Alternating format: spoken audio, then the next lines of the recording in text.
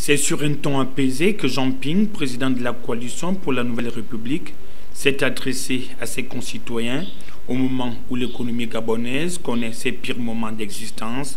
L'homme n'a toujours pas digéré les résultats de la présidentielle de 2016, une sortie très attendue par la population, mais qui, au finish, a laissé un goût amer. Le message attendu n'a pas été celui-là qui a été prononcé par celui qui incarne l'opposition gabonaise, aussi bien sur le plan local qu'en dehors des frontières gabonaises. Pour preuve, la diaspora gabonaise ne cesse de dénoncer les dérives autoritaires du pouvoir. Les sittings sont notamment observés au Canada, aux États-Unis et en France, comme pour dire à qui veut l'entendre que le précédent de 2016 n'est guère bouclé, comme d'aucuns veulent le faire entendre. Mes chers compatriotes, chers amis du Gabon, il y a des moments, placer la nation au-dessus de nos intérêts particuliers. C'est dans de telles circonstances que le devoir nous commande de mettre de côté les petits calculs politiciens pour se rassembler autour de l'idéal commun. Le ciment s'y fonde et instaure la nation. Gabon, pourquoi tant de violence, tant de haine contre tes enfants?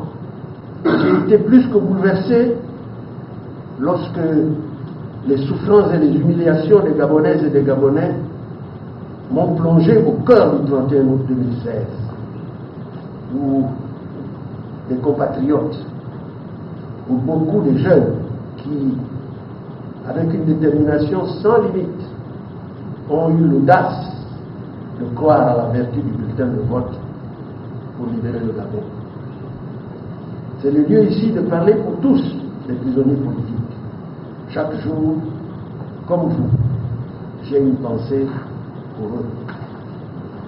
Chaque jour, à l'occasion des audiences que j'accorde aux familles, je suis toujours bouleversé d'entendre encore et toujours la détresse, la souffrance et l'incertitude des lendemains de vos vies. Chaque jour, les chefs de famille me confient qu'ils n'ont pas perçu leur salaire à la fin du mois. Je sais. Vos situations sont dramatiques, socialement et économiquement.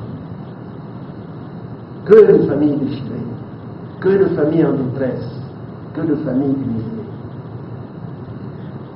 Face aux dangers qui nous guettent, sortons de nos hésitations ou de nos peurs.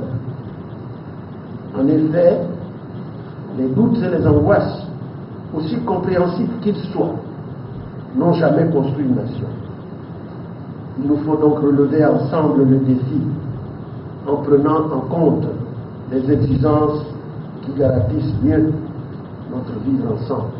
Aussi, il invitera le peuple à s'unir pour un idéal commun, sans omettre de manifester l'affection et l'attachement qu'il a pour les proches des personnes disparues lors des émeutes de la crise post-électorale survenue en août 2016.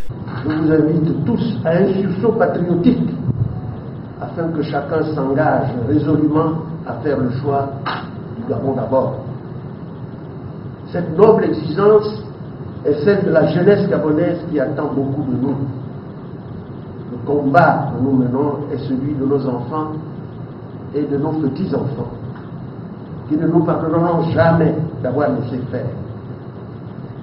Ceux qui viendront après nous ne nous excuseront jamais d'avoir laissé notre cher pays sombrer dans le chaos.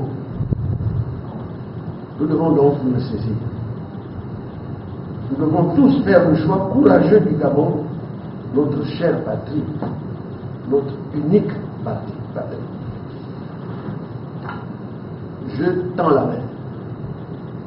J'ouvre les bras à toutes les Gabonaises, à tous les Gabonais, sans exclusive. Nous sommes appelés aujourd'hui à travailler ensemble pour restaurer l'autorité de l'État. J'appelle celles et ceux qui n'ont pas voté pour l'opposition d'alors à comprendre que le moment est venu de regarder l'avenir avec optimisme et accepter de construire une société plus juste et sans parti pris, à faire triompher le bien commun, riches ou pauvres, civils ou militaires, jeunes ou vieux. Le Gabon est notre trésor partagé.